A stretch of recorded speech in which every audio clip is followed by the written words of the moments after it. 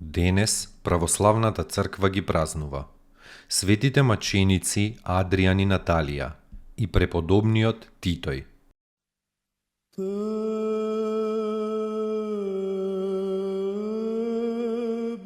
Светите маченици Адријан и Наталија биле маж и жена и двајцата од благороден и богат род од Никомидија.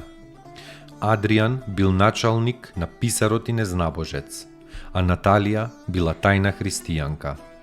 Двајцата млади живееле во брак само 13 месеци до мачеништвото. Кога опакиот цар Максимијан ја посетил Никомидија, наредил да се фаќаат христијаните и на маки да се ставаат. Близу до градот, во една пештера биле скриени 23 христијани. Некој ги подкажал на властите и биле силно тепани со воловски жили и со стапови, па потоа биле фрлени во самица. Потоа ги извеле од самицата, ги довеле кај писарот да им ги запише имињата. Адријан ги гледал овие луѓе, измачени но трпеливи, мирни и кротки, па ги заколнал да му кажат што очекуваат тие од својот Бог за претрпените маки. Тие му зборувале за блаженството на праведните во Царството Божјо. Слушнувајќи го тоа и повторно изгледувајќи ги тие луѓе, Адријан одеднаш се свртел кон писарот и му рекол: "Запиши го и моето име со овие светии и јас сум христијанин." Кога за тоа чул царот, го прашал Адријана да не се симна од умот, на што Адријан рекол: "Не сум се симнал од умот, туку при ум дојдов." Разбирајќи за ова, Наталија многу се израдувала и кога Адријан со останатите седел окован во самицата, таа дошла и им служела на сите. А кога незиниот маж го тепали и го мачеле со разни маки, таа го храбрела да истрае до крајот. По долготрајните маки и самувања, царот наредил да се донесе во самицата на ковална и со чекан да им се искршат и рацете и нозете. Тоа било извршено и Адријан со 23 чесни мажи издивнал во претешки маки.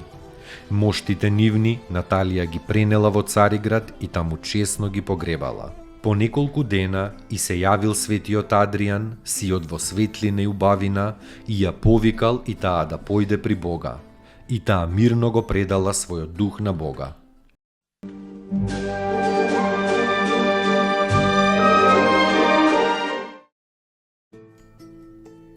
Поуки од светите отци.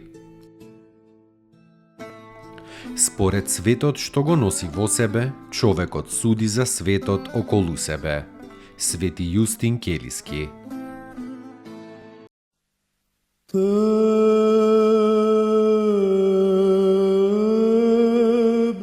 Преподобниот Титој бил ученик на светиот Пахоми и голем меѓу египетските подвижници.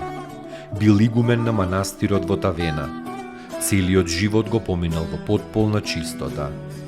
Еднаш го прашал некој брат: "Кој пат води кон смирението?" А на тоа Титој му одговорил: "Патот кон смирението е воздржливост, молитва и сметањето себе си за најнизок од секое создание." Достигнал многу голем степен на совршенство и секој пат кога ги подигал рацете на молитва, неговиот дух доаѓал во екстаза. Се упокоил во 4 или во 5 век. Воедно со него се споменува и преподобниот Ивстион.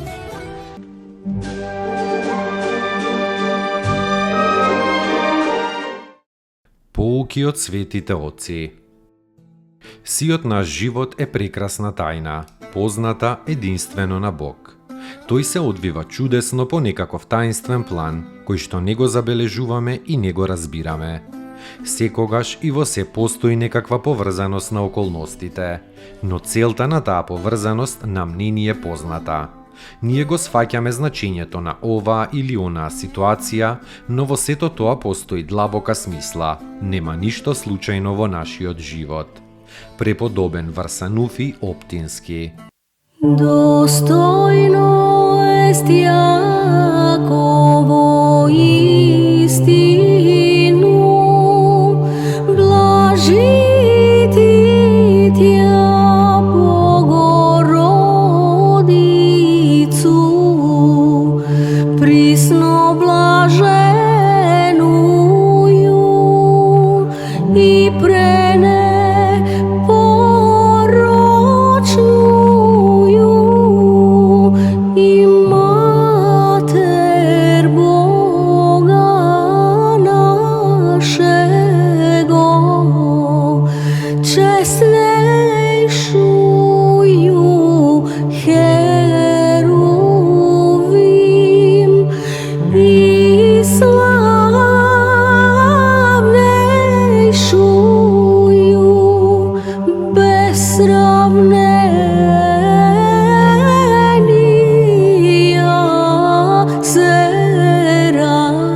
Серафим, без истления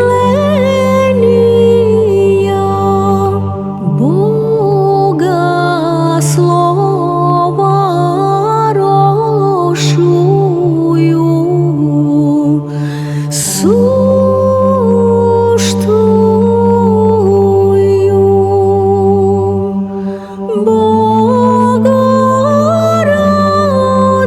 Богородицу,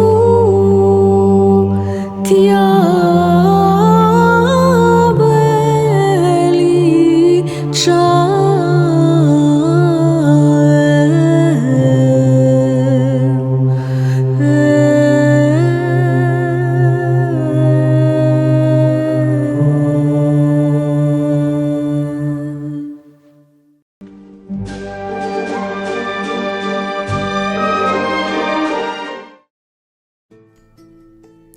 Поуки од светите отци.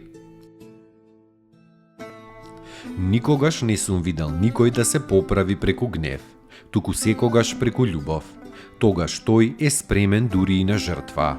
Значи така треба да постапуваш. Земи се себе си за пример, како се смируваш со викање или со љубов. Свети Јосиф Исихаст.